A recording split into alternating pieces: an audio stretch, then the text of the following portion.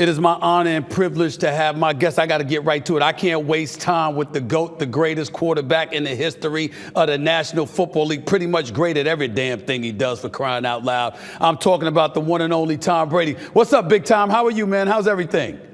I'm doing really well. Nice to see you. And, I'm a big fan of yours. So I think the opportunity to come on and talk to you is, I can't pass that up either. So it's nice that we're getting a chance to chop it up a bit. Well, listen, man, I got to give you some credit where credit is due. You know, I mean, I'm in the 50 plus range and stuff like that. But I see how good you're looking, how you take care of yourself. So I've been committing myself to getting in shape. I lost some weight. I cut out the cereal and the sugar. I'm trying to get there, Tom. I'm trying to get there. It's a hard thing for everybody. I know I've been preaching this for years. I literally wrote a book on it because I thought it was so important to me in my career. And I was very fortunate, obviously, to play for as long as I did. But I did it because I was able to make the right decisions and I had the right information, I had the right people come into my life. So I think the important thing is when you meet people that have good information, you listen and you try to apply it to your own life. And then you can amazingly, like you've already seen, see the results. And it just makes you want to go deeper and deeper and deeper. So today I was out there doing sprints. Wow. I mean, I was trying to really just stay on top of it. So, I know one way, and that's just to keep my body in the best shape I possibly can. How committed are you to keeping in shape and staying in shape now compared to when you were playing? I think very similar. I think I'm actually a little more disciplined now because I think with football, there's a lot of stress, so you have different things that kind of come on and you're dealing with, plane food and, hotel food and the night before the game and right after the game. And, you probably let yourself slip a little bit. And now that I don't have probably the daily stress that I had with football, because it's such an intensity, especially for this time of the season. All these football players, like I was watching yesterday, they've been at it since the end of July. So August, September, October, almost the end of November, you're going on 4 months of football. So, there's a lot of fatigue that sets in. And it's a good time of year because this is where the teams that are really have done the right things over a long period of time start to get better. And the teams that make those daily decisions, even when they relate to, let's say, your nutrition's one thing, your hydration's another, all your workouts, all those things add up over time. And I think that ultimately gives you an edge over the course of the long season. I remember when you were playing, and obviously TB12 is incredibly popular because it's associated with you, the greatest of all time. And a lot of people will look at it and they say, okay, what's going on with him? Should we really follow his routine, et cetera, et cetera? When you look at the NFL players today, do you feel, how receptive are they, in your estimation, to people, not just you, but people like you who are really fixated on educating them about, listen, this is what you need to do in order to be in tip-top condition because you're going to need this down the road, not just when you're playing. Do you find that NFL players and professional athletes overall are receptive to that? I think there's more awareness of probably the right decisions to make. The adoption of that, I'm not so sure. I don't think the athletes have changed much since I really came into the NFL in the year 2000. Very similar.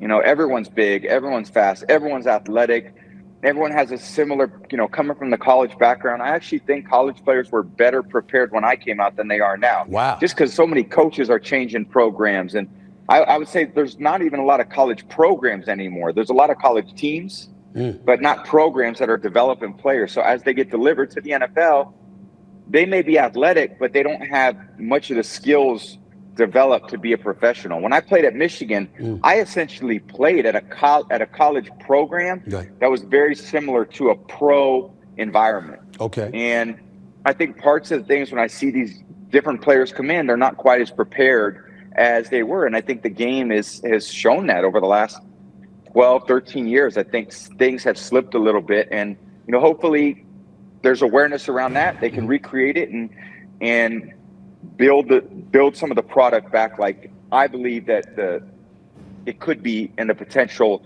of it to really be and continue to grow like a lot of other areas in in our country. Let me transition to football because you brought up Michigan. You played at Michigan, obviously. We know that. We know your affiliation with them. Your thoughts, I don't expect you to get too specific with all of this. None of us can. We weren't there. We don't know. But your thoughts about what transpired with Michigan and the whole Jim Harbaugh suspension and all of that stuff. What were your thoughts about that, watching that stuff unfold over the last few weeks? I think it's been a lot of things that's come up over the course of the season, and Michigan's one particular team now. A lot of the regulatory bodies are come in and they want to, because they have jobs, they want to impose their jurisdiction, so to speak. And again, I don't know necessarily what happened. Right. The details, those really never came out that much.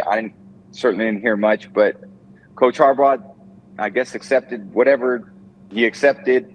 And, he's got to sit out this week, but teams rallied. Mm-hmm. And, it's really about the guys on the field. They got to go out and do their job, which is, try to beat a great Ohio State team. So now, as old as time. I'm going to challenge you to be objective here. You got Michigan winning the national title? I mean, is it Michigan? Yes. Absolutely, yes. Why? Because of that defense? Well, that defense is pretty unbelievable, and there's a quarterback that knows how to take care of the ball and is playing really well, plays big in big moments. And, it's tough to make it all the way to the end now. Like in college, we got to win a lot of games here at the end and against really good teams. This is why people really enjoy it. I love seeing college football when they get to these playoff situations too.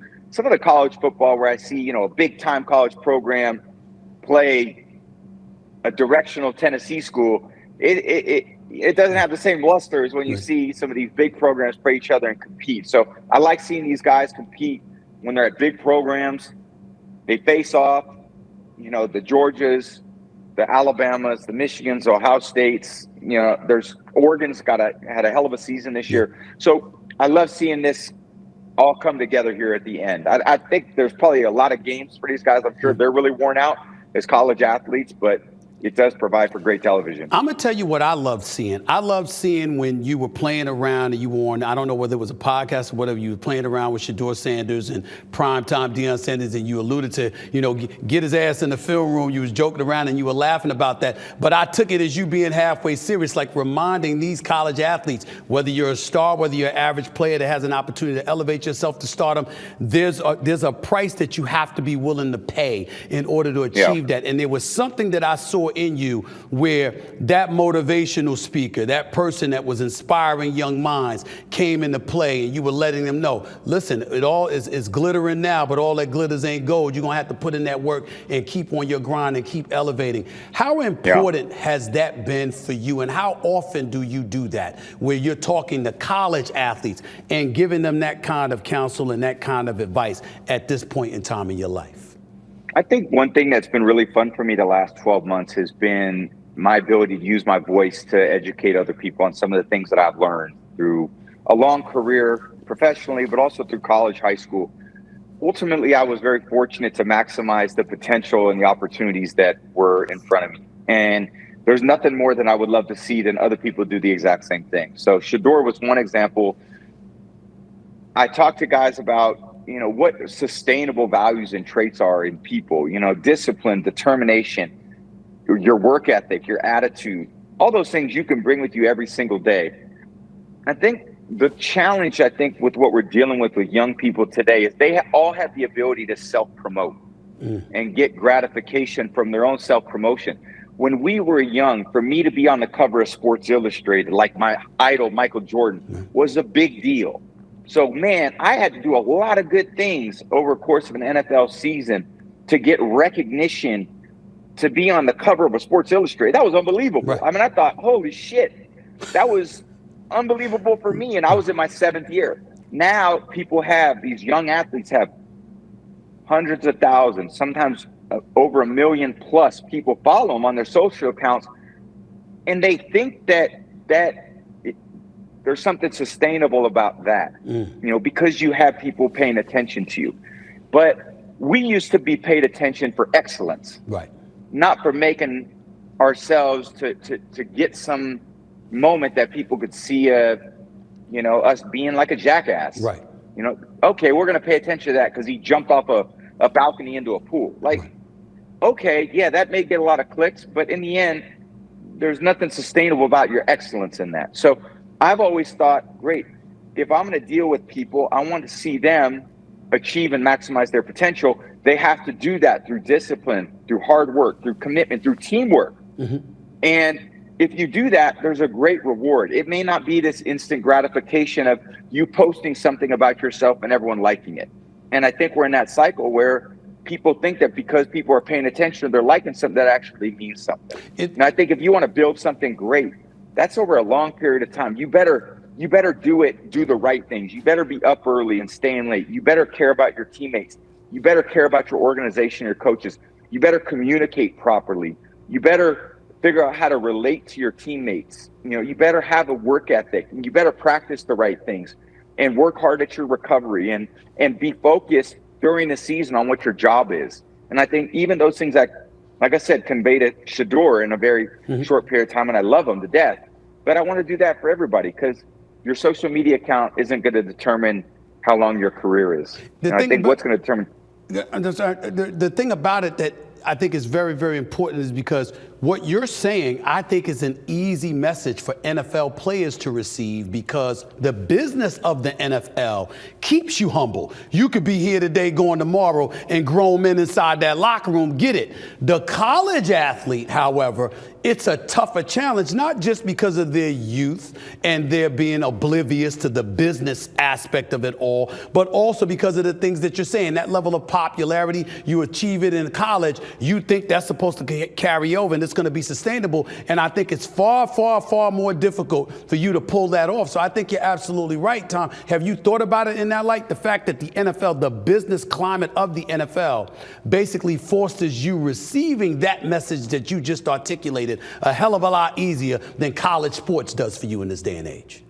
I think college sports is, and I know it's different now with the NIL, but there was an amateur aspect to college sports. And you went to school, but you also played sports. Now there's obviously more professionalism in college sports, not to the magnitude of a pro sport, because that essentially is your career. That's all your day. All your day is thinking about how do I prepare for next game, whether it's on Sunday, whether it's Saturday. So they're very different. And I think as you grow and mature, I think college, is different too, because you have everyone's 18, 19, 20, 21. When you go to pro football, you have 22-year-olds, you have 35-year-olds. You have, if you're a young player, you need to close the gap on a lot of those older players who maybe have 10 years more experience than you. And if you're an older player, you got to keep your body in shape to keep up with the younger skill sets and let's say a 22 or 23-year-old. Right. So I think that's the real challenge, as an older player, is how do you stay physically in a great place? Mm-hmm. I think as a younger player, the challenge is how do I learn as much as I can about this sport and to be a professional so I can have a career where they pay my second contract, they pay my third contract. Those are all challenging things. There's very few people that get a chance to do that. And if you are one of those people, and you have the skill and you have the discipline, you have the determination, you have the opportunity to make a great career for yourself and for you and for your family, because that's, we all got to pay the bills. Tom, where did you get it from? There's a lot of people out here, they could get it from different places. It could be mentors, it could be your parents, it could be the people that you associate with, it could be your own internalized discipline or what have you. When you look at what you've accomplished and then you look at the career, the path that you have built for yourself post-football career, what do you attribute that most to? If there was one thing that stood above all else. I had a great foundation with my parents. My parents were, they gave me great roots. They had great values. The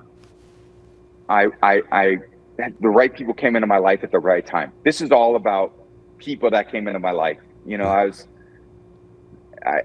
My high school coaches came into my life and taught me so much about teamwork, camaraderie, fellowship.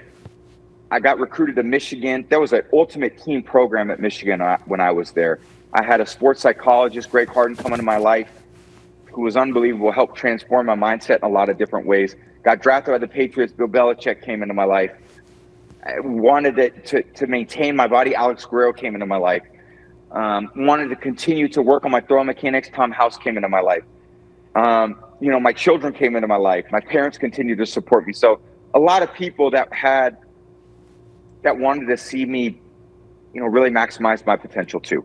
That's a lot of people that help cultivate that. This is nothing in life's achieved as an individual. You need a lot of amazing people around you, and it is your team. It's the team that supports you off the field, and then ultimately it's your teammates on the field. And I'm very fortunate to have so many amazing people in my life that surrounded me and empowered me and brought me up when I lost a little confidence, and then took me back down when I maybe got a little overconfident. So all those things were really important. When did you lose confidence, Tom Brady? When did that happen? When did that happen?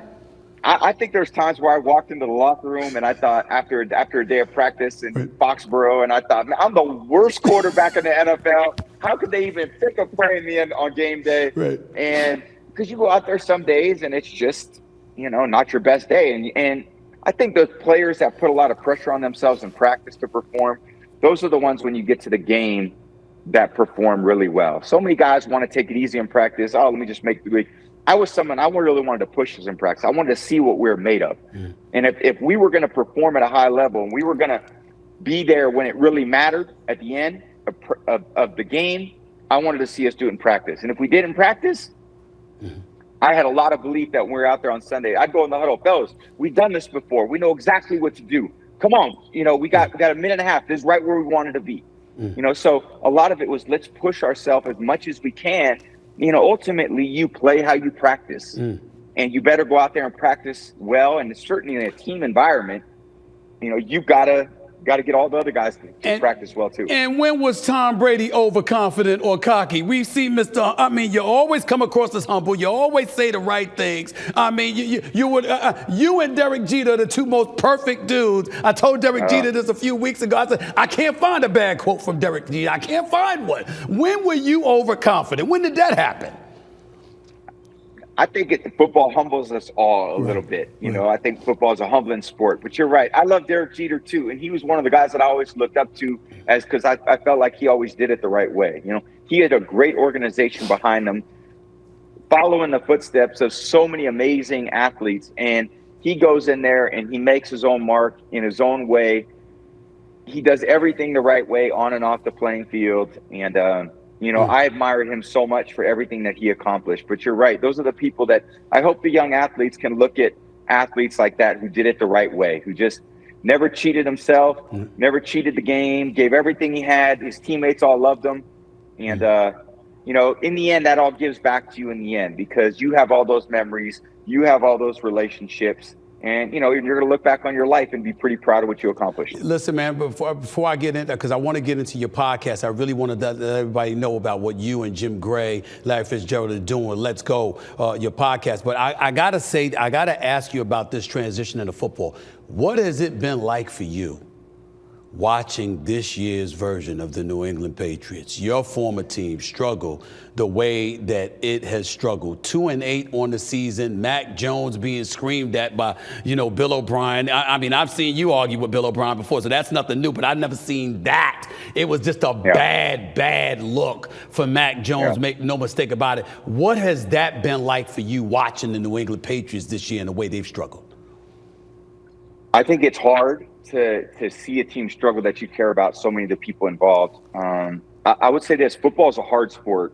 And I think it speaks to when the teams do put it all together and they do a lot of things the right way, and you see this sustained success like the Niners did in the 90s, like we were able to do, like the Cowboys were in the 70s and the 90s too. The Buffalo Bills, even though they lost, when you do things the right way, you're rewarded for it. And when things aren't necessarily the right way, it's hard to win. And, they have a lot of pieces in New England that do things the right way, but the margin of error is super slim. Right. One pass, one catch, one interception, one tackle. Winning football games in the NFL is hard. And I think there's a lot of mediocrity in today's NFL. Yeah. I don't see the excellence that I saw in the past. Why not? Why not? Why do you think that is? I think the coaching isn't as good as it was. I don't think the development of young players is as good as it was. I don't think the schemes are as good as they were. I think the rules have allowed a lot of bad habits to get into the actual performance of the game. Mm-hmm. So I just think the product, in my opinion, is less than what it's been. I think guys are competitive. Guys play hard. I look at a lot of players like Ray Lewis and Rodney Harrison and Ronnie Lott and guys that impacted the game in a certain way. And every hit they would have made would have been a penalty, and I your coach is complaining about their own player being tackled and not necessarily, why don't they talk to their player about how to protect himself, how to get rid of the ball, how to throw it, how to run out of bounds, how to get down, how to lower your pad level. We used to work on the fundamentals of those things all the time. Now they're trying to be regulated all the time. I think the offensive players need to protect themselves. It's not up to the defensive player to protect the offensive player. A defensive player needs to protect himself. He shouldn't ask the offensive player to protect him. And I think a lot of the way that the rules have come into play have allowed this. You can essentially play carefree, and then if anyone hits you hard, there's a penalty. And it's very different than how I played. I didn't throw the ball to certain areas because I was afraid players were going to get knocked out. That's the reality. Wow. I didn't throw it to the middle when I played Ray Lewis because you knock him out of the game, and I couldn't afford to lose a good player. So guys like that, the only way to beat skill was physicality. And that was a physical sport. You don't get into a boxing match and say, I want to beat you, but I don't really want to hit you that hard. It's up to you. Now the refs there to make sure nothing is done unfairly or, hit below the belt. There's a few rules. Right. I believe that if players have an opportunity to protect themselves, they need to protect themselves. Am I off kilter when I said this? Because I've said this publicly. I certainly would never advocate that Bill Belichick be gone. He's the greatest coach, arguably the greatest coach to have ever lived, and there is no debating that. What I have said, however, is that just like you thought it was time for you to move on, it may come a point where Bill Belichick thinks it's time for him to move on to something new and for New England to start anew because the era of Tom Brady and Bill Belichick has passed. Am I off kilter, or are any of us off kilter in your mind when we say something like that? I think he's an incredible coach. He's the best coach, in my belief, in the history of the game. So, I mean, I don't know. The thought of him not being in New England is hard for me to think about. Wow. So I think he prepares the team really well. And ultimately, you got to have a lot of people around you to succeed. You got to have a lot of things in place for the organization to be successful. I don't think he's probably coaching much difference now than when we were undefeated in 2007. Right. I'm sure he's preparing the team the same way. The results are different, but again, that's why the sport's so challenging. There's a lot of reasons why teams win or lose. The head coach is a very small part on game day. Yes. The quarterback plays a really big part on game day. Not the entire thing, but because you touch the ball, you have a big opportunity to impact the game. So if you get good quarterback play, and that says nothing about, I'm just talking in general about football, right. You got an advantage. If you play really good defense, you got a great advantage. That means you need a good defensive coordinator. Ultimately, it's a lot of things coming together why things work and why they don't. When people look at Tom Brady, they're like, okay, you're not playing football anymore. You're always doing big things. I mean, as far as I'm concerned, people don't really, you got a media company, religion of sports. Let's not forget that. You've got a multitude of investments. You know what you're doing. You're supposed to be on television. We've been waiting to see you calling games. We'll wait until next season, I assume. Yeah. That's when you're going to be doing that with that huge big-time contract, well-deserved, by the way, that you got from Fox Sports. When you look at your life at this stage and point right now, and let's not forget the Let's Go podcast, because I've been a guest on there with you and my brother Jim Gray. I love y'all. Larry Fitzgerald's my dude as well. How are you feeling about your life at this particular moment in time with all that you're doing and all that you've accomplished? I'm very blessed. I look at the opportunities that I've had in my career, and now I'm the second part of my career, and I just love being around the different people. Certainly, I love being a good teammate, and I've surrounded myself over the years with great people who advised me the right way, brought me into the right areas for growth, things that I couldn't have had happen had I not met these particular people. So I love health and wellness and longevity. I love sports, and that's what I want to be involved in for the rest of my life. So I love preparing for this new opportunity at Fox and broadcasting, talk to some amazing people who have given me great information. And now it's about, taking the time to really, prepare and get out there and give people what they want, which is, to add a little my perspective to the game every single week. So I was right when I just speculated and I said to people, look, man, he's taking that year off because he's doing what Tom Brady does, preparing himself for that new role, being in the booth every weekend and calling these games. He didn't just want to run from one job to another. He's spending this year preparing for that. I was right in saying that. Absolutely. I think there's a big part of me that, look, football, transition out of one sport and I needed time to take a breather. I've been on that hamster wheel for a long time, and just to recalibrate a lot of different things that I've had going on personally and professionally. So my relationship with my kids is super important to me. Make sure I'm there for them. They've been there for so many of my events and moments, and I want to be there for them too, and to really organize and build things the right way so that this next chapter of my life can be equally successful. Anything you do is a priority. So being in the booth, calling NFL games, doing color for NFL games is going to be a big time priority for you, and I get that. But is there something else that stands out in your mind? I imagine everything that you do, you're going to go full throttle with your business ventures and what have you, the media company that you're building, the podcast that you have. But when you talk about being a voice and providing a voice to really, really help uplift and inspire, how much does that podcast play a role in all of that? Huge. I think the ability to have a voice and communicate in a different way to people, to inspire them and help them aspire to be the best that they can be. They don't have to be Tom Brady. They just have to be the Tom Brady of their life. They have to be the Stephen A of their life. They have to get the most out of themselves. But that's daily choices. And I think we have to understand that because we make a daily choice, it doesn't always happen in the moment. That immediate gratification may take a little time. And the more good we do and the better decisions we make, the better opportunities we have. And I think the better opportunities I've had just based on trying to make the right decisions and treating people the right way.